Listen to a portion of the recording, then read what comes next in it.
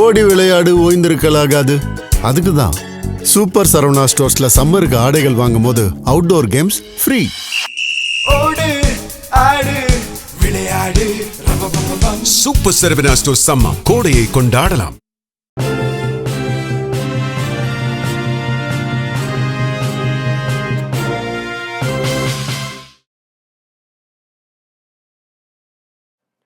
வணக்கம். ஜெம் செய்திகளுக்காக நான் பிரீதா. இந்திய நேரப்படி மதியம் 1:30 மணி செய்திகள். முதல் ஜெம் தலைப்பு செய்திகளை காணலாம். நெல், பருத்தி, நிலக்கடலை உள்ளிட்ட 14 பயிர்களுக்கு குறைந்தபட்ச ஆதரவு விலையை உயர்த்த மத்திய அமைச்சரவை ஒப்புதல். ஒரு குவிண்டால் நெல்லுக்கு 2441 ரூபாயும், பருத்திக்கு 8267 ரூபாயும் விலை நிர்ணயம். அமெரிக்க டாலருக்கு நிகரான இந்திய ரூபாயின் மதிப்பு 95 ரூபாய் 85 காசுகளாக வீழ்ச்சி. கச்சா எண்ணெய் விலை உயர்வும் வெளிநாட்டு முதலீட்டை திரும்ப பெற்றதும் காரணம் என தகவல். கேரளத்தில் காங்கிரஸ் கூட்டணி அரசின் முதலமைச்சராக வி.டி. சதீசன் தேர்வு. தேர்தல் முடிவுகள் வெளியாகி 10 நாட்களுக்கு பின் அகில இந்திய காங்கிரஸ் கட்சி அறிவிப்பு. தமிழ்நாடு அரசு கலை அறிவியல் கல்லூரிகளில் சேர்வதற்கு இணைய வழியில் விண்ணப்பம். விண்ணப்பிக்க கடைசி நாள் மே 29ஆம் நாள் ஆகும் என்று கல்லூரி கல்வி இயக்ககம் அறிவிப்பு. அமெரிக்காவுடனான வணிக பேச்சால் இரு நாடுகளுக்கும் பயன் கிடைக்கும் என சீன அதிபர் நம்பிக்கை. தங்கள் ஆளுமைக்குள் உள்ள தைவானுக்கு ஆயுதங்களை வழங்கக்கூடாது என்றும் ஷி ஜின்பிங் எச்சரிக்கை. இனி விரிவான செய்திகளை காணலாம். நெல், பருத்தி, நிலக்கடலை உள்ளிட்ட 14 வகையான வேளாண் விளைபொருட்களின் குறைந்தபட்ச ஆதரவு விலையை உயர்த்துவதற்கு மத்திய அமைச்சரவை ஒப்புதல் அளித்துள்ளது. தில்லியில் பிரதமர் நரேந்திர மோடி தலைமையில் மத்திய அமைச்சரவை கூட்டம் நடைபெற்றது. அதில் நடப்பு சந்தை பருவத்தில் 14 வகை பயிர்களின் குறைந்தபட்ச ஆதரவு விலையை உயர்த்துவதற்கு ஒப்புதல் அளிக்கப்பட்டுள்ளது. அதில் ஒரு குவிண்டால் நெல்லுக்கான குறைந்தபட்ச ஆதரவு விலையை 2441 ரூபாயாகவும், முதல் தர நெல்லுக்கு 2461 ரூபாயாகவும் உயர்த்தியுள்ளது. முந்தைய ஆண்டை விட ஒரு குவிண்டால் நெல்லுக்கு 72 ரூபாய் உயர்த்தப்பட்டுள்ளது. ஒரு குவிண்டால் நெல்லை விளைவிக்க அடக்க செலவு 1627 ரூபாய் என்று கணக்கிடப்பட்டு அதனுடன் 50 விழுக்காடு லாபம் சேர்த்து இந்த விலை நிர்ணயிக்கப்பட்டுள்ளதாக தெரிவிக்கப்பட்டுள்ளது. ஒரு குவிண்டால் துவரை விலை 8450 ரூபாயாகவும், பாசிப்பயிறு 8780 ரூபாயாகவும், உளுந்து 8200 ரூபாயாகவும் நிர்ணயிக்கப்பட்டுள்ளது. எண்ணெய் வித்துகளில் நிலக்கடலை 7517 ரூபாயாக நிர்ணயிக்கப்பட்டுள்ளது. பணப்பயிரான பருத்தி ஒரு குவிண்டால் 8267 ரூபாயாகவும், நீண்ட இலை பருத்தி 8667 ரூபாயாகவும் நிர்ணயிக்கப்பட்டுள்ளது. பருத்தி விலை முந்தைய ஆண்டை விட 557 ரூபாய் உயர்த்தப்பட்டுள்ளது. அமெரிக்க டாலருக்கு நிகரான இந்திய ரூபாயின் மதிப்பு இதுவரை இல்லா வகையில் வீழ்ச்சியடைந்து 95 ரூபாய் 85 காசுகளாக உள்ளது. பன்னாட்டு சந்தையில் கச்சா எண்ணெய் விலை தொடர்ந்து உயர்ந்து வருகிறது. அதேபோல் இந்திய பங்கு சந்தைகளில் இருந்து வெளிநாட்டு முதலீட்டாளர்கள் முதலீட்டை திரும்ப பெற்று வருகின்றனர். இதனால் இந்திய பொருளாதாரத்தின் மீதும் ரூபாயின் மீதும் அழுத்தம் அதிகரித்துள்ளது. இந்நிலையில் இன்று காலையில் அமெரிக்க டாலருக்கு நிகரான இந்திய ரூபாயின் மதிப்பு இதுவரை இல்லா வகையில் 95 ரூபாய் 85 காசுகள் என்னும் அளவுக்கு வீழ்ச்சியடைந்தது. உலகளாவிய நிலையற்ற தன்மை, புவிய அரசியல் பதற்றங்கள் அதிகரிப்பு ஆகியவற்றின் எதிரொலியாகவே ரூபாய் மதிப்பு வீழ்ச்சியடைந்துள்ளதாக வணிகர்களும் பொருளாதார ஆய்வாளர்களும் தெரிவித்துள்ளனர். கேரளத்தில் காங்கிரஸ் தலைமையிலான ஐக்கிய ஜனநாயக கூட்டணி அரசின் முதலமைச்சராக வி.டி. சதீசன் பதவியேற்க உள்ளார். கேரளத்தில் 2016, 2021 ஆகிய 2 சட்டமன்ற தேர்தல்களிலும் வெற்றி பெற்று இடது ஜனநாயக முன்னணி அரசு இருந்தது.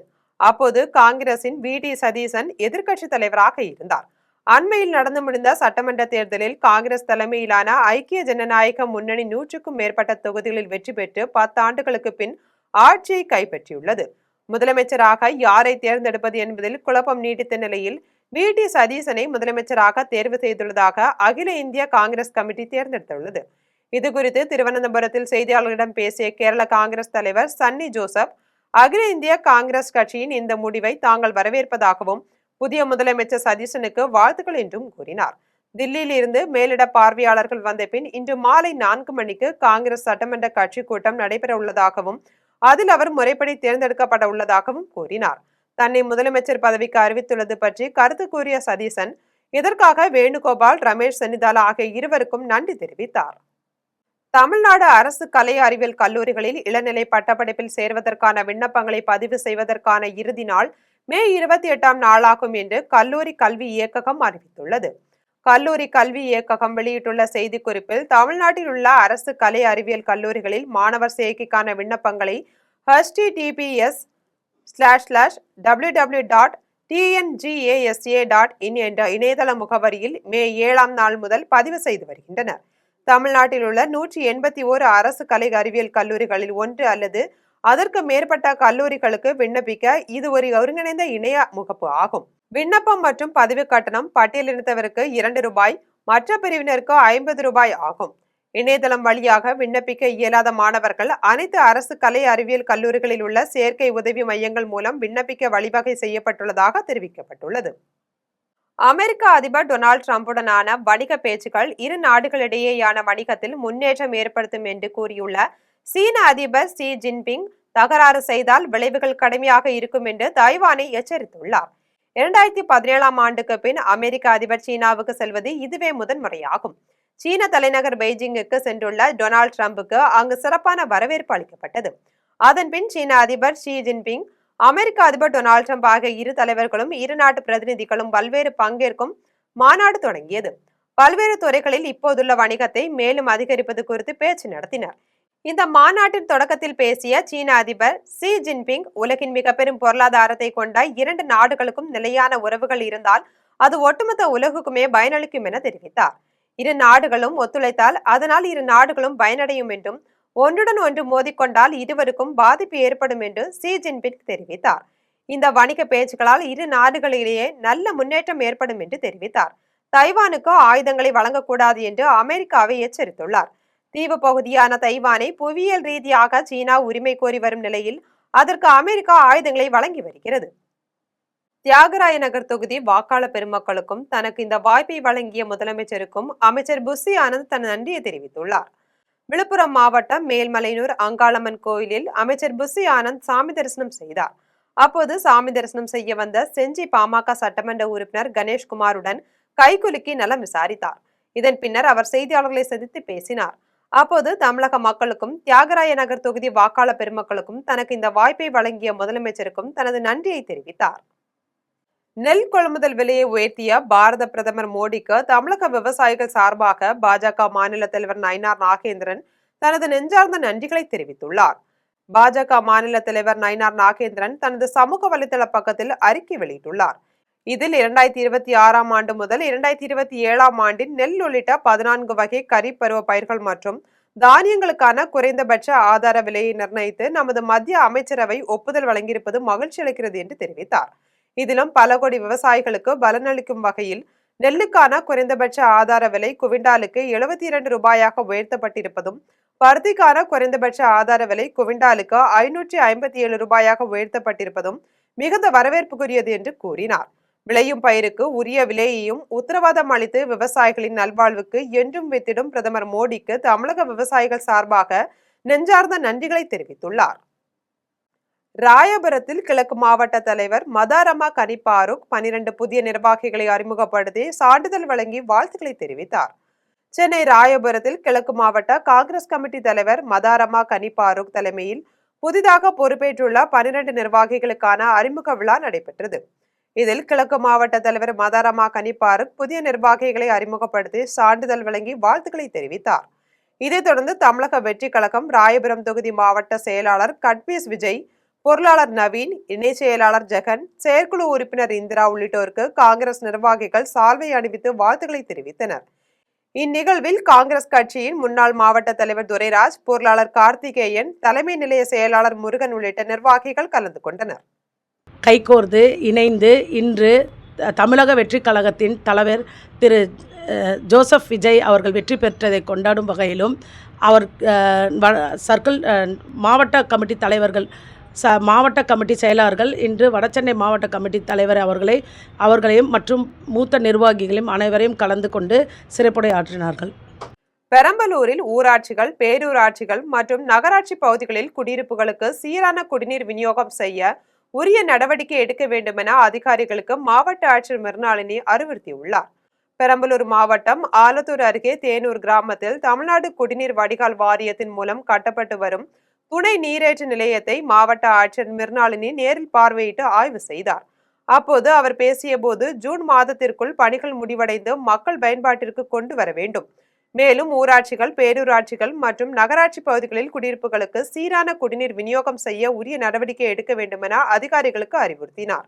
இந்நிகழ்வில் மாவட்ட தமிழ்நாடு குடிநீர் வடிகால் வாரிய நிர்வாக பொறியாளர், உதவி நிர்வாக பொறியாளர், திட்ட மேலாளர், நகராட்சி ஆணையர், நகராட்சி உதவி பொறியாளர் உள்ளிட்டோர் கலந்து கொண்டனர். கேரளாவில் வாக்கு எண்ணிக்கை நிறைவடைந்து 10 நாட்கள் ஆகியும் முதல்வர் வேட்பாளர் யார் என்று முடிவு செய்யாததால் காங்கிரஸ் கட்சி தொண்டர்களிடையே கடும் வாக்குவாதம் ஏற்பட்டுள்ளது. கேரள மாநிலத்தில் 140 சட்டமன்ற தொகுதிகளுக்கான சட்டமன்ற தேர்தல் நிறைவடைந்து மே 4ஆம் தேதி வாக்கு எண்ணிக்கை நடைபெற்றது. இதில் காங்கிரஸ் கூட்டணி 102 இடங்களை கைப்பற்றி பெரும்பான்மையுடன் ஆட்சியை கைப்பற்றியது. ஆனால் காங்கிரஸ் கூட்டணி இதுவரை யார் முதல்வர் வேட்பாளர் என்று முடிவு செய்யவில்லை. இதன் காரணமாக முதல்வர் வேட்பாளர் போட்டியில் ஈடுபட்டு வரும் நிர்வாகிகளின் ஆதரவாளர்கள் சமூக வலைதளங்கள் வாயிலாக வார்த்தை போரில் ஈடுபட்டு வரும் சூழல் ஏற்பட்டுள்ளது. அறந்தாங்கி அருகே வைரி வயல் வீரமுனி ஆண்டவர் திருக்கோயில் 86வது சந்தன காப்பு உற்சவ விழாவை முன்னிட்டு மாட்டு வண்டி, குதிரை வண்டி, எல்கை பந்தயம் மிக சிறப்பாக நடைபெற்றது. புதுக்கோட்டை மாவட்டம் வைரி வயல் கிராமத்தில் உள்ள வீரமுனி ஆண்டவர் கோயிலில் 86ஆம் ஆண்டு சந்தனக்காப்பு உற்சவ விழாவை முன்னிட்டு மாட்டு வண்டி, குதிரை வண்டி, எல்கை பந்தயம் நடைபெற்றது. இந்நிகழ்வில் 4 பிரிவுகளாக நடைபெற்ற போட்டியில் 160க்கும் மேற்பட்ட மாட்டு வண்டிகளும், 3 பிரிவுகளாக நடைபெற்ற போட்டியில் 120க்கும் மேற்பட்ட குதிரை வண்டிகளும் கலந்து கொண்டு நிர்ணயிக்கப்பட்ட பந்தய இலக்கினை நோக்கி சீறி பாய்ந்தன. இந்த பந்தயத்தில் முதல் 3 இடங்களை பிடித்த மாட்டு வண்டி மற்றும் குதிரை உரிமையாளர்களுக்கு மொத்தம் 6,17,000 ரூபாய் ரொக்க பரிசும் கோப்பைகளும் வழங்கப்பட்டது. மே 17ஆம் தேதி தி சிக்கு ப்ராஜெக்ட் அமைப்பு சார்பில் செல்ல பிராணிகளை தத்தெடுக்கும் நிகழ்ச்சி நடைபெறவுள்ள நிலையில் விழாவின் முக்கிய நோக்கம் செல்ல பிராணிகளுக்கு வீடுகளை கண்டுபிடித்து தருவது என அமைப்பின் நிறுவனர்கள் தெரிவித்துள்ளனர். கோவையில் உள்ள தனியார் மாலில் மே 17ஆம் தேதி தி சிக்கு ப்ராஜெக்ட் எனும் அமைப்பு சார்பில் செல்ல பிராணிகளை தத்தெடுக்கும் நிகழ்ச்சி நடைபெற உள்ளது. இது தொடர்பான செய்தியாளர்கள் சந்திப்பு கோவை RS-புரத்தில் உள்ள தனியார் அரங்கில் நடைபெற்றது. இதில் சிக்கு ப்ராஜெக்ட் நிறுவனர்களான அத்வை ராவ், அமிர்தா ரமேஷ் மற்றும் நினாத், நேகா ஆகிய செய்தியாளர்களிடம் பேசினர். இந்நிகழ்வின் முக்கிய நோக்கம் பாதுகாப்பில்லாமல் இருக்கும் தெருநாய்கள் மற்றும் பூனைகளுக்கு பாதுகாப்பான நிரந்தர வீடுகளை கண்டுபிடிப்பதே என தெரிவித்தனர். இந்த விழாவில் செல்ல பிராணிகளுடன் ராம்பாக் போன்ற கலை நிகழ்ச்சிகள் மற்றும் போட்டிகள் நடைபெற உள்ளதாக அத்வைத் ராவ் தெரிவித்தார். There'll be counseling counters by Human Animal Society, Possum People's Project and the SPCA, where the adopters will have to go through a proper guideline process if they want to adopt the puppy. முதல்வர் விஜயின் அதிரடி உத்தரவால் ஓமலூர் பேருந்து நிலைய பகுதியில் உள்ள 2 டாஸ்மாக் கடைகள் மூடப்பட்டதால் பொதுமக்கள், வியாபாரிகள் மகிழ்ச்சி அடைந்துள்ளனர். சேலம் மாவட்டம் ஓமலூர் பேருந்து நிலையம் அருகே பொதுமக்களுக்கு இடையூறாக இருந்து வந்த 2 டாஸ்மாக் மதுக்கடைகள் முதல்வர் விஜய் உத்தரவின் பேரில் மூடப்பட்டன. இது தொடர்பாக மதுபான கடைக்கு எதிரே உள்ள தினசரி காய்கறி சந்தையில் கீரை வியாபாரம் செய்யும் பெண்மணி நமது ஜெம் தொலைக்காட்சிக்கு பேட்டியளித்தார். அதில் போதை ஆசாமிகள் குடித்துவிட்டு பகல் இரவு என்று பாராமல் பேருந்து நிலையம் மற்றும் காய்கறி சந்தை பகுதியில் படுத்து உறங்குவதும், போதை ஆசாமிகள் வழிப்பறியில் ஈடுபட்டு வியாபாரிகளை அச்சுறுத்தி வந்ததாகவும் தெரிவித்தார். தற்போது மதுக்கடைகள் மூடப்பட்டதால் அப்பகுதி தூய்மையாகவும் பொதுமக்களுக்கு பாதுகாப்பாகவும் உள்ளது என தனது மகிழ்ச்சியை தெரிவித்தார். விடிய கிடக்குறானுங்க, பொழுதோட வரவனுங்க விடியும் கிடக்குறானுங்க, கடையிலேயே படுத்து எந்திரிக்க மாட்டேங்கிறாங்க. வியாபாரம் பண்றதுக்கு ரொம்ப ஆமா சிரமம். ஒண்ணுக்கு நாத்தம் கருவேப்பிலை மேல விடுறாங்க, கீரை மேல விடுறாங்க. பெங்களூரிலிருந்து மதுரைக்கு 331 கிலோ தடை செய்யப்பட்ட புகையிலை பொருட்களை கடத்தி வந்த நபரை காவல்துறையினர் கைது செய்து சிறையில் அடைத்துள்ளனர். மதுரை மாவட்டம் வில்லாபுரத்தில் அவனியாபுரம் காவல்துறையினர் தீவிர வாகன சோதனையில் ஈடுபட்டனர். அப்போது அவ்வழியாக வந்த ஆந்திர மாநிலத்தின் பதிவு எண் கொண்ட காரை நிறுத்தி சோதனை செய்ததில் 26 மூட்டைகளில் அரசால் தடை செய்யப்பட்டுள்ள போதைப் பொருட்கள் கடத்தி வரப்பட்டது தெரிய வந்தது. இதைத் தொடர்ந்து 331 கிலோ போதைப் பொருளை பறிமுதல் செய்த காவல்துறையினர் காரை ஓட்டி வந்த பெங்களூருவை சேர்ந்த பரத் வைஷ்ணவ் என்பவரை கைது செய்து சிறையில் அடைத்தனர். தூத்துக்குடி அருகே சட்டவிரோதமாக புகையிலை பொருட்களை விற்பனை செய்த நபரை காவல்துறையினர் கைது செய்து அவரிடமிருந்து 9 கிலோ புகையிலை பொருட்களை பறிமுதல் செய்துள்ளனர். தூத்துக்குடி மாவட்டம் காட்டுநாயக்கன்பட்டியில் உதவி ஆய்வாளர் பாஸ்கரன் தலைமையிலான காவல்துறையினர் தீவிர சோதனையில் ஈடுபட்டனர். அப்போது அந்த பகுதியில் உள்ள ஒரு பெட்டி கடையில் அரசால் தடை செய்யப்பட்ட புகையிலை பொருட்கள் பதுக்கி வைக்கப்பட்டிருந்ததை காவல்துறையினர் கண்டுபிடித்தனர். தொடர்ந்து காவல்துறையினரின் விசாரணையில் கடையின் உரிமையாளர் கண்ணன் அதிக லாபத்திற்காக புகையிலை பொருட்களை சட்டவிரோதமாக விற்பனைக்கு வைத்திருந்தது தெரிய வந்தது. இதையடுத்து அவரை காவல்துறையினர் கைது செய்து அவரிடமிருந்த 9 கிலோ எடையுள்ள புகையிலை பொருட்களை பறிமுதல் செய்தனர். இதன் பின்னர் எப்போதும் வென்றான் காவல்துறையினர் வழக்கு பதிவு செய்து விசாரணை மேற்கொண்டு வருகின்றனர். ஆம்பூர் அருகே தேசிய நெடுஞ்சாலையோரம் நிறுத்தப்பட்டிருந்த லாரிகளில் செல்போன் திருட்டில் ஈடுபட்டு வந்த 2 சிறுவர்கள் உட்பட 7 பேரை காவல்துறையினர் கைது செய்து சிறையில் அடைத்துள்ளனர். திருப்பத்தூர் மாவட்டம் உடையராஜாபாளையத்தில் சாலையோரம் நிறுத்தப்பட்டிருக்கும் லாரிகளில் ஓட்டுநர்களின் செல்போன்கள் தொடர்ந்து திருடப்பட்டு வருகின்றன. இதனால் அதிர்ச்சியடைந்த ஓட்டுநர்கள் இது குறித்து ஆம்பூர் காவல் நிலையத்தில் புகார் அளித்தனர். இதன் அடிப்படையில் காவல் ஆய்வாளர் எழில்தாசன் தலைமையிலான காவலர்கள் இரவு ரோந்து பணியில் ஈடுபட்டனர். அப்போது அப்பகுதியில் சந்தேகத்துக்கிடமாக 2 சக்கர வாகனங்களில் சுற்றித் திரிந்தவர்களை பிடித்து விசாரணை மேற்கொண்டனர்.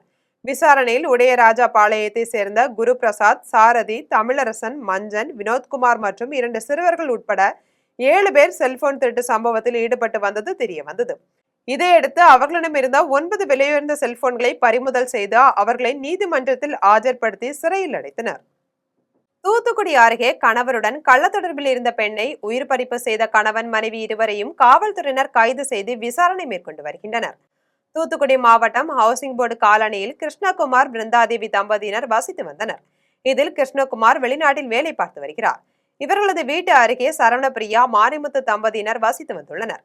கணவர் வெளிநாட்டில் இருப்பதை பயன்படுத்திய மாரிமுத்து பிருந்தாதேவியுடன் நெருங்கி பழகிய நிலையில் அது கள்ள தொடர்பாக மாறியது. இந்த நிலையில் கடந்த 12ஆம் தேதி சரவணபிரியா வீட்டிலிருந்து வெளியே சென்ற நேரத்தை பயன்படுத்தி பிருந்தாதேவியை மாரிமுத்து வீட்டிற்கு அழைத்து இருவரும் தனிமையில் இருந்துள்ளனர். இந்த நேரத்தில் எதிர்பாராத விதமாக சரவணபிரியா வீட்டிற்கு வந்துவிட இருவரும் தனிமையில் இருப்பதை கண்டு அதிர்ச்சி அடைந்தார். இதைத் தொடர்ந்து பிருந்தாதேவிக்கும் சரவணபிரியாவுக்கும் இடையே வாக்குவாதம் ஏற்பட்டுள்ளது. அப்போது சரவணபிரியா பிருந்தாதேவியை அடித்து கீழே தள்ளிவிட்டதில் அவர் மயக்கமடைந்து கீழே விழுந்துள்ளார். இதையடுத்து சரவணபிரியா பிருந்தாதேவியை தலையணை முகத்தில் மூடி கொடூரமாக கணவன் மனைவி இருவரும் சேர்ந்து உயிர் பறிப்பை செய்துள்ளனர். இதன் பின்னர் பிருந்தாதேவியின் உடலை தூத்துக்குடிக்கு வெளியே உள்ள காட்டுப்பகுதியில் குழி தோண்டி புதைத்துவிட்டு ஒன்றும் தெரியாதது போல் இருவரும் இருந்துள்ளனர். இந்நிலையில் பிருந்தாதேவியை காணவில்லை என அவரது தந்தை செல்லதுரை சிப்காட் காவல் நிலையத்தில் புகார் அளித்தார். புகாரின் அடிப்படையில் காவல்துறையினர் சரவணன் பிரியா, மாரிமுத்து தம்பதியிடம் விசாரணையை மேற்கொண்டனர். அப்போது முன்னுக்கு பின் முரணான தகவலை கூறியதை தொடர்ந்து சந்தேகமடைந்த காவல்துறையினர் மேற்கொண்ட தீவிர விசாரணையில் கள்ள தொடர்பால் பிருந்தாதேவியை உயிரை பறித்ததாக கூறி குற்றத்தை இருவரும் ஒப்புக்கொண்டனர். இதன் பின்னர் காவல்துறையினர் இருவரையும் கைது செய்து விசாரணை மேற்கொண்டனர். கணவனுடன் கள்ள தொடர்பில் இருந்த பெண்ணை கணவன் மனைவி இருவரும் சேர்ந்து அவரது உயிரை பறித்த செய்த சம்பவம் அப்பகுதியில் பெரும் பரபரப்பை ஏற்படுத்தியுள்ளது. மனைவியை பிரிந்து வாழ்ந்து வந்த நிலையில் குடிபோதையில் மது பாட்டிலால் தனது கழுத்தை அறுத்து கொண்டு உயிர் மாய்த்து கொண்ட சம்பவம் அப்பகுதி மக்களிடையே பெரும் அதிர்ச்சியையும் சோகத்தையும் ஏற்படுத்தியுள்ளது. திருவண்ணாமலை மாவட்டம் வேட்டவலம் அருகே நடுத்தெருவை சேர்ந்த ரமேஷ் திருமணமாகிய நிலையில் கடந்த 2 வருடங்களாக மனைவியை பிரிந்து தனியாக வாழ்ந்து வந்தார். இவர் வேட்டவலம் பெட்ரோல் பங்க் அருகில் உள்ள காலி நிலத்தில் மது அருந்தி கொண்டிருந்த போது குடிபோதையில் தன்னுடைய கழுத்தை மது பாட்டிலால் தானே அறுத்து கொண்டு உயிரிழந்தார். இது குறித்து தகவல் அறிந்து சம்பவ இடத்திற்கு வந்த காவல்துறையினர் ரமேஷின் உடலை கைப்பற்றி பிரேத பரிசோதனைக்காக அரசு மருத்துவமனைக்கு அனுப்பி வைத்தனர். மேலும் இந்த சம்பவம் தொடர்பாக வழக்கு பதிவு செய்து தீவிர விசாரணை மேற்கொண்டு வருகின்றனர். ரங்கநாத சுவாமி கோயிலின் சித்திரை தேரோட்டத்தில் ஆயிரக்கணக்கான பக்தர்கள் பங்கேற்று பக்தி கோஷங்களுடன் வடம் பிடித்து திருத்தேரை இழுத்தனர். திருச்சி மாவட்டம் ஸ்ரீரங்கத்தில் உள்ள ரங்கநாத சுவாமி கோயிலில் சித்திரை திருவிழாவையொட்டி தேரோட்டம் நடைபெற்றது. முன்னதாக சுவாமிக்கு சிறப்பு அபிஷேக ஆராதனைகள் நடைபெற்றது. தொடர்ந்து அலங்கரிக்கப்பட்ட தேரில் சுவாமியின் தேரோட்டம் நடைபெற்றது. இதில் ஆயிரக்கணக்கான பக்தர்கள் பங்கேற்று பக்தி கோஷங்களுடன் வடம் பிடித்து திருத்தேரை இழுத்தனர். நாடு முழுவதும் எங்கு பேரிடர் நிகழ்ந்தாலும் தேசிய பேரிடர் மீட்பு படையினர் அங்கு செல்லும் போது மக்கள் நிம்மதி பெருமூச்சு விடுகிறார்கள் என்று மத்திய உள்துறை அமைச்சர் அமித்ஷா தெரிவித்துள்ளார். உத்தரப்பிரதேச மாநிலம் காசியாபாத்தில் தேசிய பேரிடர் மீட்பு படையின் குடியரசுத் தலைவர் வண்ண விருது வழங்கும் விழாவில் மத்திய உள்துறை அமைச்சர் அமித்ஷா உரையாற்றினார். அப்போது தேசிய பேரிடர் மீட்பு படைக்கு வழங்கப்பட்ட குடியரசுத் தலைவர் பதக்கம் அப்படை ஆற்றிய சேவைகளுக்கும் மட்டும் அளிக்கப்பட்ட அங்கீகாரம் அல்ல என்று கூறினார். தேசிய சேவை திட்டம் மற்றும் சேவையில் ஈடுபட்டுள்ள ஆயிரக்கணக்கான ஆபதா மித்ராக்களின் பேரிடர் நிவாரண பணிகளையும் ஒரே நேரத்தில் அங்கீகரித்துள்ளதாக குறிப்பிட்டார். நாடு முழுவதும் எங்கு பேரிடர் நிகழ்ந்தாலும் அல்லது நிகழவிருந்தாலும் தேசிய பேரிடர் மீட்பு படையினர் சம்பவ இடத்திற்கு சென்றடையும் போது மக்கள் நிம்மதி பெருமூச்சு விடுகிறார்கள் என்று தெரிவித்தார். புதிய அரசு முந்தைய அரசின் திட்டங்களை தொடர வேண்டும் என்று கொங்குநாடு மக்கள் தேசிய கட்சி தலைவர் ஈஸ்வரன் வேண்டுகோள் விடுத்துள்ளார். கோயம்புத்தூரில் கொங்குநாடு மக்கள் தேசிய கட்சி தலைவர் ஈஸ்வரன் செய்தியாளர்களை சந்தித்து பேசினார். அப்போது தங்கள் கட்சியின் சார்பாக தமிழக வெற்றி கழகம் ஆட்சி அமைத்ததற்கு தனது வாழ்த்துக்களை தெரிவித்தார். தங்களுக்கு வாக்களித்தவர்களையும் வாக்களிக்காதவர்களையும் தாங்கள் மதிக்கிறோம். தாங்கள் கொங்கு பகுதியின் நலனுக்காக உழைப்போம் என்று உறுதியளித்தார். விமான நிலையம் மற்றும் மெட்ரோ ரயில் விரிவாக்கத்தை தற்போதைய அரசு செயல்படுத்த வேண்டும் என்று வலியுறுத்தினார். மேலும் புதிய அரசு முந்தைய அரசின் திட்டங்களை தொடர வேண்டும் என்று வேண்டுகோள் விடுத்தார். கிர்கிஸ் குடியரசின் பிஷ்கெக்கில் இருதரப்பு மற்றும் பிராந்திய பிரச்சனைகள் குறித்து கவனம் செலுத்தியதாக இந்திய தூதரகம் தெரிவித்துள்ளது. கிர்கிஸ் குடியரசின் பிஷ்கெக்கில் உள்ள இந்திய தூதரகம் தனது சமூக வலைதள பக்கத்தில் பதிவு வெளியிட்டுள்ளது. அதில் பாதுகாவல்துறை கவுன்சில்களின் செயலாளர்கள் கூட்டத்தின் இடையே தேசிய பாதுகாப்பு ஆலோசகர் துணை பவன் கபூர் பிஷ்கெக்கில் தனது ஈரானிய சகாவும் தேசிய பாதுகாப்பு கவுன்சில்களின் சர்வதேச விவகாரங்களுக்கான துணை உறுப்பினருமான அலி பாகேரி கானியை சந்தித்தார். இந்த கலந்துரையாடல்கள் இருதரப்பு மற்றும் பிராந்திய பிரச்சனைகள் குறித்து கவனம் செலுத்தியதாக கூறப்பட்டுள்ளது. மாநில அளவிலான போட்டியில் வெற்றி பெற்ற கிக் பாக்ஸிங் வீரர் வீராங்கனைகளுக்கு ஊக்கத்தொகை வழங்க வேண்டும் என தமிழக அரசிற்கு கிக் பாக்ஸிங் வீரர்கள் கோரிக்கை விடுத்துள்ளனர். தமிழக கிக் பாக்ஸிங் சங்கம் சார்பில் மாநில அளவிலான கிக் பாக்ஸிங் போட்டி கடந்த 7ஆம் தேதி முதல் 11ஆம் தேதி வரை தேனியில் உள்ள மாவட்ட விளையாட்டு மேம்பாட்டு ஆணைய அரங்கில் நடைபெற்றது. Cadets, junior, sub junior, senior ஆகிய பிரிவுகளில் 27 மாவட்டங்களில் இருந்து வீரர்கள் வீராங்கனைகள் பங்கேற்றனர். சிவகங்கை மாவட்ட கிக் பாக்ஸிங் சங்கம் சார்பில் பங்கேற்றவர்களில் 11 பேர் தங்கம், 15 பேர் வெள்ளி, 29 பேர் வெண்கல பதக்கங்களை வென்றனர். இவர்களுக்கு வருகின்ற 25ஆம் தேதி நடைபெறும் தேசிய கிக் பாக்ஸிங் பயிற்சி முகாமில் பங்கேற்ற பிறகு தேசிய போட்டியில் கலந்து கொள்வர். வெற்றி பெற்ற வீரர் வீராங்கனைகளுக்கு முறையே 5 லட்சம், 3 லட்சம், 2 லட்சமும் அரசால் ஊக்கத்தொகை வழங்கப்படும். ஆனால் கடந்த 2023ஆம் ஆண்டிலிருந்து அந்த ஊக்கத்தொகை வழங்கப்படவில்லை. அதனை வழங்க நடவடிக்கை எடுக்க வேண்டும் என தமிழக அரசிற்கு கிக் பாக்ஸிங் வீரர்கள் கோரிக்கை விடுத்துள்ளனர். எட்டயபுரம் அருகே சாலையில் சென்று கொண்டிருந்த கார் தீப்பிடித்து எரிந்ததை அறிந்தவர் காரை நிறுத்தியதால் பெரும் விபத்து தவிர்க்கப்பட்டது. தூத்துக்குடி மாவட்டம் கோவில்பட்டியில் வஉசி நகரை சேர்ந்த பாலாஜி என்பவர் தனது காரில் உறவினர்களுடன் மதுரையில் உள்ள பாண்டி கோவிலுக்கு சென்றுவிட்டு எட்டயபுரம் வழியாக கோவில்பட்டிக்கு வந்துள்ளார். எட்டயபுரம் குமாரகிரி இடையே கார் வந்து கொண்டிருக்கும் போது காரில் இருந்து அதிகமாக புகை எழுவதை பார்த்த பாலாஜி தனது காரை ஓரமாக நிறுத்தினார். காரில் இருந்தவர்களும் காரை விட்டு இறங்கி தள்ளி சென்றனர். இதனைத் தொடர்ந்து சில நொடிகளில் கார் தீப்பிடித்து பற்றி எரிந்துள்ளது. இதையடுத்து பாலாஜி எட்டயபுரம் காவல்துறையினர் மற்றும் கோவில்பட்டி தீயணைப்பு நிலையத்திற்கு தகவல் கொடுத்தார். தீயணைப்பு நிலைய அலுவலர் மலையாண்டி தலைமையில் காரின் தீயை அணைத்தனர். புகை எழுந்ததும் பாலாஜி காரை நிறுத்தியதால் பெரும் விபத்து தவிர்க்கப்பட்டது. இந்த விபத்து குறித்து எட்டயபுரம் காவல்துறையினர் விசாரணை நடத்தி வருகின்றனர். நாகர்கோவில் வழியாக கேரளாவிற்கு மண்ணெண்ணெய் கடத்தி சென்ற கார் ஓட்டுநரிடம் காவல்துறையினர் விசாரணை மேற்கொண்டனர். கன்னியாகுமரியிலிருந்து திருவனந்தபுரம் செல்லும் சாலையில் சொகுசு கார் ஒன்று சென்று கொண்டிருந்தது. நாகர்கோயில் மாவட்ட ஆட்சியர் அலுவலகம் அருகே கார் அதிவேகமாக சென்று கொண்டிருந்த போது சாலையின் நடுவே வைக்கப்பட்டிருந்த தடுப்புச் சுவரில் பயங்கரமாக மோதி விபத்துக்குள்ளானது. மோதிய வேகத்தில் காரின் உள்ளே 10க்கும் மேற்பட்ட கேன்களில் வைக்கப்பட்டிருந்த மண்ணெண்ணெய் சாலையில் பாய்ந்து ஓடியது. அப்போது பின்னால் இருசக்கர வாகனத்தில் வந்தவர்கள் அதில் வழுக்கி விழுந்து காயமடைந்தனர். தகவல் அறிந்து வந்த தீயணைப்பு வீரர்கள் காரில் சிக்கியிருந்த ஓட்டுநரை மீட்டு மருத்துவமனைக்கு அனுப்பி வைத்து அந்த பகுதி முழுவதும் தண்ணீரை பீச்சி அடித்து தீப்பிடிக்காமல் தடுப்பு நடவடிக்கையில் ஈடுபட்டனர். பின்னர் காரில் இருந்த மண்ணெண்ணெய் கேரளாவிற்கு கடத்தி செல்ல முயன்றது தெரிய வந்துள்ளது.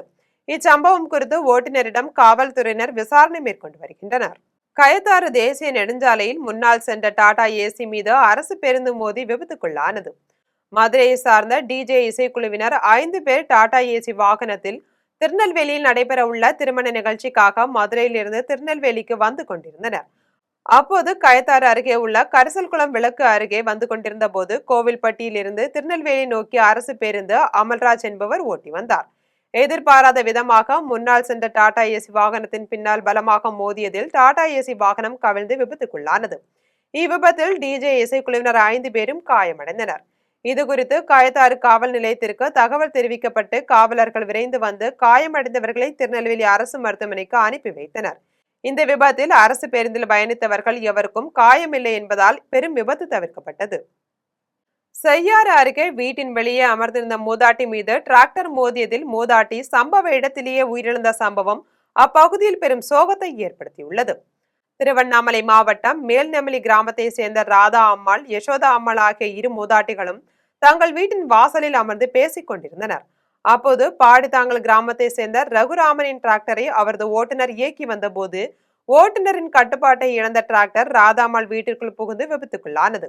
இதில் வீட்டின் முன் உட்கார்ந்து பேசிக் கொண்டிருந்த ராதாம்மாள் சம்பவ இடத்திலேயே உயிரிழந்தார். இவருடன் பேசிக் கொண்டிருந்த யசோதா அம்மாள் படுகாயம் அடைந்த நிலையில் அவரை அக்கம்பக்கத்தினர் மீட்டு அரசு மருத்துவமனையில் அனுமதித்தனர். டிராக்டர் ஓட்டி வந்த ஓட்டுநர் அங்கிருந்து தப்பி ஓடிவிட்டார். இது குறித்து தகவல் அறிந்து சம்பவ இடத்திற்கு வந்த காவல்துறையினர் மூதாட்டியின் உடலை கைப்பற்றி பிரேத பரிசோதனைக்காக அரசு மருத்துவமனைக்கு அனுப்பி வைத்தனர். மேலும் டிராக்டர் ஓட்டி வந்த நபரை காவல்துறையினர் தேடி வருகின்றனர். மன்னார்குடி அருகே இளைஞர் ஒருவர் கஞ்சா போதையில் சொந்த தாத்தா பாட்டியின் மீது தீ வைத்து கொளுத்தி உயிர்மாய்க்கம் செய்த சம்பவம் அப்பகுதியில் பெரும் பரபரப்பை ஏற்படுத்தியுள்ளது.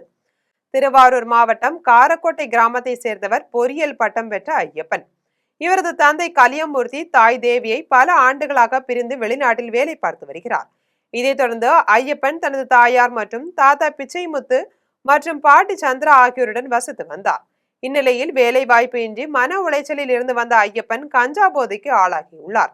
இத்தகைய சூழலில் கஞ்சா போதை தலைக்கு ஏறிய பேரன் ஐயப்பன் தனது தாத்தா மற்றும் பாட்டியை பீர் பாட்டிலால் மற்றும் இரும்பு கம்பியால் தாக்கி கொடூரமாக உயிரை பறித்துள்ளார். இதன் பின்னர் இருவர் உடலையும் தீயிட்டு கொளுத்தியுள்ளார். தகவல் அறிந்து சம்பவ இடத்திற்கு வந்த மாவட்ட துணை கண்காணிப்பாளர் மணிவண்ணன் தலைமையில் காவல்துறையினர் உயிரிழந்தவர்களின் உடலை கைப்பற்றி உடற்கூறாய்வுக்காக மன்னார்குடி அரசு மருத்துவமனைக்கு அனுப்பி வைத்தனர். இது தொடர்பாக ஐயப்பனின் தாய் கொடுத்த புகாரின் பேரில் வடுவூர் காவல்துறையினர் வழக்கு பதிவு செய்து ஐயப்பனை கைது செய்து சிறையில் அடைத்தனர். இந்த கொடூர சம்பவத்தால் அப்பகுதியில் பெரும் பரபரப்பை ஏற்படுத்தியுள்ளது. மன்னார்குடியில் கஞ்சா புழக்கம் நாளுக்கு நாள் அதிகரித்து வருவதாக அப்பகுதி மக்கள் புகார் தெரிவித்துள்ளனர். பெரம்பலூர் எம்ஜிஆர் நகரில் ஆதிபராசக்தி கோயிலில் கும்பாபிஷேகம் வெகு சிறப்பாக நடைபெற்றது. பெரம்பலூர் மாவட்டம் ஆலம்பாடி சாலை எம்ஜிஆர் நகரில் வீற்றிருக்கும் கணபதி, ஆதிபராசக்தி, கருப்பசாமி மற்றும் நவகிரகங்களுக்கு மகா கும்பாபிஷேகம் மிக சிறப்பாக நடைபெற்றது. மங்கள இசை முழங்க விநாயகர் பூஜை, புண்ணிய வாகனம், யாக பூஜை உள்ளிட்ட பூஜைகளுடன் தீபாராதனை நடைபெற்றது. பின்னர் யாகசாலையில் இருந்து விமான கோபுரம் மற்றும் மூலவர்களுக்கு கடம் புறப்பாடு செய்யப்பட்டு கும்பாபிஷேகம் சிறப்பாக நடைபெற்றது. சுற்றுப்புறத்தில் உள்ள திரளான பக்த கோடிகள் கலந்து கொண்டு ஆதிபராசக்தியின் அருளை பெற்று சென்றனர். கும்பாபிஷேகத்திற்கான ஏற்பாடுகளை கோவில் தலைமை நிர்வாகி தாளை கருப்பதேவர் அன்னதாயும், ஆலய நிர்வாகிகள் ஜெயராஜ், சுகுணா, கலையரசி ஆகியோர் சிறப்பாக செய்திருந்தனர். இவ்விழாவின் முடிவில் பக்தர்களுக்கு சிறப்பு அன்னதானம் வழங்கப்பட்டது. நாகர்கோயிலில் நகைக்கடையின் பூட்டை உடைத்து 70 பவுன் நகைகளை கொள்ளையடித்த கொள்ளையர்களை பார்த்து சத்தம் போட்ட பொதுமக்களை அறிவாளை காட்டி மிரட்டியுள்ளனர். நாகர்கோயில் என்ஜிஓ காலனியில் உள்ள நகைக்கடைக்கு இன்று அதிகாலை அரிவாள், கடப்பாறை உள்ளிட்ட பயங்கர ஆயுதங்களுடன் வந்த கொள்ளையர்கள் கண்காணிப்பு கேமராவை அடித்து உடைத்துவிட்டு கடப்பாறையை வைத்து பூட்டை உடைத்தனர். பூட்டை உடைக்கும் சத்தம் கேட்டு வெளியே வந்த அக்கம் பக்கத்தினரை கொள்ளை கும்பல் அறிவாளை காட்டி மிரட்டியுள்ளனர். உயிருக்கு பயந்த அவர்கள் வீட்டுக்குள் சென்று கதவை பூட்டிக் கொண்டனர். இந்த கொள்ளை குறித்து காவல்துறையினருக்கு தகவல் கொடுத்தனர். காவல்துறையினர் அங்கு வருவதற்குள் கொள்ளை கும்பல் கடையில் இருந்த 70 பவுன் நகைகளை கொள்ளையடித்துவிட்டு அங்கிருந்து தப்பி சென்றனர். இது குறித்து நகைக்கடை உரிமையாளர் அன்பையா சுசீந்திரம் காவல் நிலையத்தில் புகார் செய்தார். அதன் அடிப்படையில் காவல்துறையினர் விசாரணை நடத்தி வருகின்றனர். அருகிலுள்ள கடைகளில் சிசிடிவி கண்காணிப்பு கேமரா காட்சி பதிவுகளை சேகரித்து கொள்ளை கும்பலை தேடி வருகின்றனர். இனி வருவது திரையுலக செய்திகள். கருப்பு திரைப்படத்தின் சிறப்பு காட்சிகள் ரத்து செய்யப்பட்டதால் சூர்யாவின் ரசிகர்களுக்கு பெருத்த ஏமாற்றத்தை அளித்துள்ளது. பிரபல நடிகர் சூர்யாவின் கருப்பு திரைப்படத்தின் அதிகாலை சிறப்பு காட்சிகள் ரத்து செய்யப்பட்டதால் அவரது ரசிகர்கள் ஏமாற்றம் அடைந்தனர். சென்னையின் ரோகிணி சில்வர் ஸ்கிரீன்ஸ் திரையரங்கில் கருப்பு நிற உடைகளில் திரண்டிருந்த போதிலும் காலை 9 மணி காட்சிகள் ஒத்திவைக்கப்பட்டதாக தயாரிப்பாளர் அறிவித்ததை அடுத்து அவர்கள் அங்கிருந்து வெளியேற வேண்டியிருந்தது. இது நடிகர் சூர்யாவின் ரசிகர்களுக்கு பெருத்த ஏமாற்றத்தை அளித்துள்ளது. EVP பிலிம் சிட்டியில் கருப்பு திரைப்படத்தின் படப்பிடிப்பை நடத்திவிட்டு அதற்கான தொகையை கிரீன் வாரியர் நிறுவனம் கொடுக்கவில்லை என EVP பிலிம் சிட்டி நிறுவனம் நசரத்பேட்டை காவல் நிலையத்தில் புகார் அளித்துள்ளது. நடிகர் சூர்யா நடிப்பில் RJ பாலாஜி இயக்கத்தில் உருவாகியுள்ள கருப்பு திரைப்படத்தை கிரீன் வாரியர் நிறுவனம் தயாரித்துள்ளது. இந்த திரைப்படத்திற்கான ஒரு சில காட்சிகள் செம்பரபாக்கத்தில் உள்ள EVP பிலிம் சிட்டியில் படமாக்கப்பட்டுள்ளது. படத்திற்கு செட் அமைத்ததற்கான வாடகை தொகையை கிரீன் வாரியர் நிறுவனம் தர கடந்த 5-6 மாதங்களாக இழுத்தெடுத்து வந்ததாக கூறப்படுகிறது. இந்நிலையில் கருப்பு திரைப்படம் வெளியாக உள்ள நிலையில் படப்பிடிப்பு நடத்திய EVP பிலிம் சிட்டி நிறுவனம் தங்களுக்கு சேர வேண்டிய 13,50,000 ரூபாய் பணத்தை பெற்றுத்தர கோரி நசரத்பேட்டையில் உள்ள காவல் நிலையத்தில் புகார் அளித்துள்ளது. பணத்தை கிரீன் வாரியர் நிறுவனம் தராமல் இழுத்தெடுத்து வருவதாகவும் அதன் மேலாளர் தொடர்ந்து தங்களை ஏமாற்றி வருவதாகவும் புகார் தெரிவித்துள்ளனர். திரைப்படம் திரையிடுவதற்கு முன்பு முழு பணத்தையும் தங்களுக்கு வழங்க வேண்டும் எனவும் புகாரில் கூறியுள்ளனர். புகாரை பெற்றுக்கொண்ட காவல்துறையினர் கிரீன் வாரியர் நிறுவனத்திடம் விசாரணை செய்து நடவடிக்கை எடுப்பதாக தெரிவித்துள்ளனர். மக்கள் நீங்க தெரிஞ்சுக்கணும், நல்ல ஒரு ஹீரோ, சமூகத்தில் ஒரு நல்ல இதில் இருக்காங்க சூர்யா சார். அதனுடைய படத்தினுடைய ப்ரொடக்ஷன் டிபார்ட்மெண்ட்டு டிஎம்ஆர் பிக்சர்ஸ் அவங்க முறைகேடு நிறைய பண்ணுறாங்க. நாங்கள் மட்டும் இல்லை, EVP ஃபிலிம் சிட்டி மட்டும் இல்லை, இதே போல் கிட்டத்தட்ட ஒரு 30 நிறுவனத்துக்கு அவங்க பேமெண்ட் தராமல் இருக்காங்க. இனி வருவது விளையாட்டு செய்திகள்.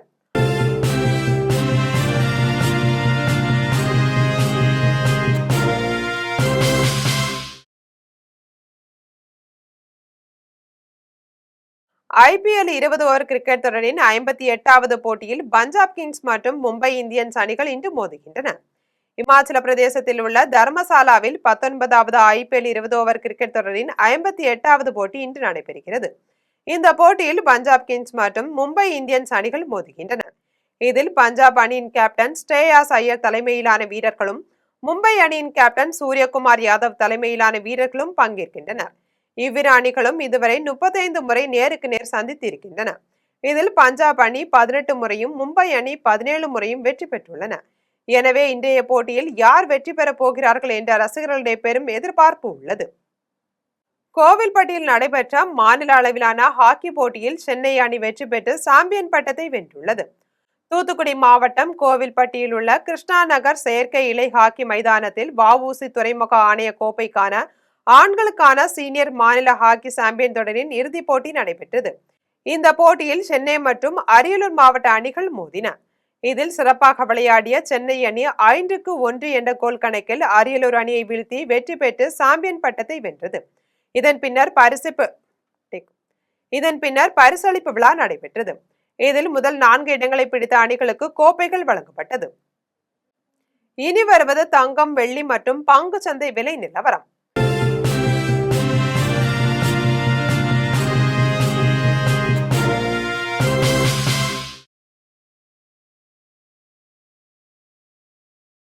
சென்னையில் ஆபரண தங்கம் இன்று 1 சவரன் 1,20,400 ரூபாய்க்கு விற்பனை செய்யப்படுகிறது. சென்னையில் இன்று ஆபரண தங்கத்தின் விலை கிராமுக்கு 50 ரூபாய் அதிகரித்து 15,050 ரூபாய்க்கு விற்பனை செய்யப்படுகிறது. மேலும் 1 சவரன் 400 ரூபாய் அதிகரித்து 1,20,400 ரூபாய்க்கு விற்பனை செய்யப்படுகிறது. 24 கேரட் தூய தங்கம் 1 சவரன் 1,31,344 ரூபாய்க்கு விற்பனை செய்யப்படுகிறது. மேலும் 1 கிராம் வெள்ளி 315 ரூபாய்க்கும் 1 கிலோ வெள்ளி 3,15,000 ரூபாய்க்கும் விற்பனை செய்யப்படுகிறது. இந்தியா பங்கு சந்தைகளில் வணிகம் இன்று உயர்வுடன் காணப்படுகிறது. மும்பை பங்கு சந்தை பங்கு விலை குறியீட்டு எண் சென்செக்ஸ் 344 புள்ளிகள் அதிகரித்து 74,952 புள்ளிகளில் வணிகமாகிறது. தேசிய பங்கு சந்தை பங்கு விலை குறியீட்டு எண் நிப்டி 152 புள்ளிகள் அதிகரித்து 23,564 புள்ளிகளில் வணிகமாகிறது. மீண்டும் ஜம் தலைப்பு செய்திகள். நெல், பருத்தி, நிலக்கடலை உள்ளிட்ட 14 பயிர்களுக்கு குறைந்தபட்ச ஆதரவு விலையை உயர்த்த மத்திய அமைச்சரவை ஒப்புதல். 1 குவிண்டால் நெல்லுக்கு 2,441 ரூபாயும், பருத்திக்கு 8,267 ரூபாயும் விலை நிர்ணயம். அமெரிக்க டாலருக்கு நிகரான இந்திய ரூபாயின் மதிப்பு 95 ரூபாய் 85 காசுகளாக வீழ்ச்சி. கச்சா எண்ணெய் விலை உயர்வும் வெளிநாட்டு முதலீட்டை திரும்ப பெற்றதும் காரணம் என தகவல்.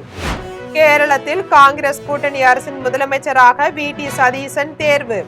தேர்தல் முடிவுகள் வெளியாகி 10 நாட்களுக்கு பின் அகில இந்திய காங்கிரஸ் கட்சி அறிவிப்பு. தமிழ்நாடு அரசு கலை அறிவியல் கல்லூரிகளில் சேர்வதற்கு இணைய வழியில் விண்ணப்பம். விண்ணப்பிக்க கடைசி நாள் மே 29ஆம் நாள் ஆகும் என்று கல்லூரி கல்வி இயக்ககம் அறிவிப்பு. அமெரிக்காவுடனான வணிக பேச்சால் இரு நாடுகளுக்கும் பயன் கிடைக்கும் என சீன அதிபர் நம்பிக்கை. தங்கள் ஆளுமைக்குள் உள்ள தைவானுக்கு ஆயுதங்களை வழங்கக்கூடாது என்றும் ஷி ஜின்பிங் எச்சரிக்கை. இத்துடன் ஜம் செய்திகள் நிறைவடைகின்றன. மீண்டும் ஜம் செய்திகள் மாலை 6 மணிக்கு. உடனுக்குடன் செய்திகளை காண gemlive.tv என்ற இணையதளத்தில் இணைந்திருங்கள். நன்றி, வணக்கம்.